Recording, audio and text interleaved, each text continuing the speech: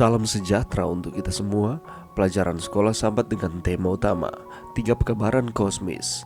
Pelajaran keempat, takutlah akan Allah dan muliakanlah Dia. Kamis 20 April. Pemenang Kitab Wahyu.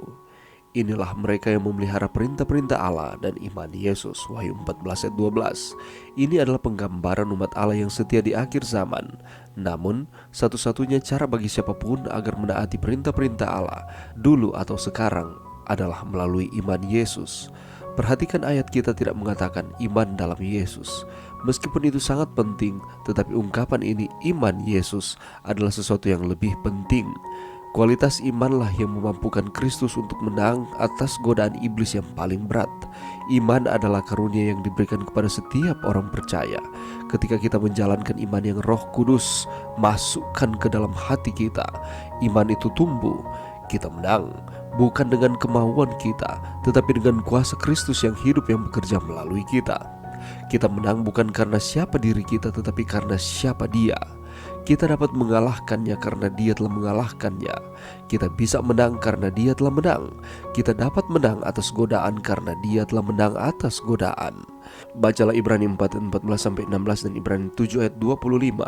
Apakah cara untuk menang dan menghidupkan kehidupan yang takut akan Allah dan muliakanlah Dia? Yesus, anak Allah, telah menang atas tipu muslihat iblis. Dia menghadapi godaan dengan percaya pada janji-janji Allah, menyerahkan kehendaknya kepada kehendak Bapa, dan bergantung pada kuasa Bapa. Percaya kepadanya, memandang kepadanya, bergantung kepadanya, kita juga bisa menang. Yesus adalah segalanya bagi kita semua, dan pekabaran 3 malaikat itu adalah tentang Dia. Pekabaran Wahyu adalah pekabaran kemenangan, bukan kekalahan. Itu berbicara tentang umat yang menang melalui kasih karunia-Nya dan melalui kuasanya. Kata menang atau dalam bentuk kata yang lain digunakan 11 kali dalam kitab Wahyu. Dalam penglihatan mengenai 7 jemaat yang menggambarkan gereja Kristen di abad pertama sampai ke masa kita, ada umat percaya di setiap generasi seperti yang dikatakan Yohanes, menang. Pada akhirnya barang siapa yang menang akan memperoleh semuanya itu. Ini bukan legisme, itu adalah kemenangan melalui Yesus Kristus yang memiliki kehidupan sempurna dengan kesalehan yang sempurna. Dan itu saja yang memberi mereka janji kehidupan kekal. Kasih karunia ajaib itu mengubahkan, membarui hidup dalam kehidupan orang percaya. Apakah ada hal-hal dalam kehidupan Anda yang ingin Anda menangkan? Bagaimanakah kita mengubah keinginan kita ke dalam tindakan? Langkah-langkah praktis apakah yang dapat kita ambil untuk menjadi salah satu pemenang? Pelajaran yang bisa kita dapatkan pada saat ini. Mari sekali lagi kita melihat di dalam Wahyu 14 ayat 12. Yang penting di sini ialah ketekunan orang-orang kudus yang menuruti perintah Allah dan iman kepada Yesus. Kepada jemaat di Kolose, Paulus menasihati, kamu harus bertekun dalam iman, tetap teguh dan tidak bergoncang, dan jangan mau digeser dari pengharapan Injil yang telah kamu dengar dan yang telah dikabarkan di seluruh alam di bawah langit. Kolose 1:23. Pertanyaan adalah, seberapa jauhkah kita bertekun di dalam Tuhan? Seberapa tekunkah kita dalam doa, dalam komunikasi kita dengan Tuhan, serta merenungkan akan firman Tuhan setiap hari di dalam kehidupan kita? Sudahkah kita bertekun menjalankan ibadah kita? Ibadah kita bukan hanya sekedar formalitas saja, tetapi ibadah kita memang benar-benar kita beribadah, berbakti, menyembah Tuhan. Bertekunkah kita dalam mengerjakan tugas-tugas pelayanan yang Allah percayakan sesuai dengan kapasitas, sesuai dengan kemampuan talenta kita masing-masing di dalam kehidupan kita? Berbicara tentang ketekunan, mari kita lihat Salomo di dalam 2 Tawarik 8 ayat 1-8. Kalau kita membaca secara sepintas dan kita memperhatikan akan peristiwa ini yang dilakukan oleh Salomo dalam menjalankan ibadahnya ini kelihatannya terlalu rumit. Karena apa yang Salomo lakukan setiap hari? Ada saja korban yang harus dipersembahkan kepada Tuhan setiap hari.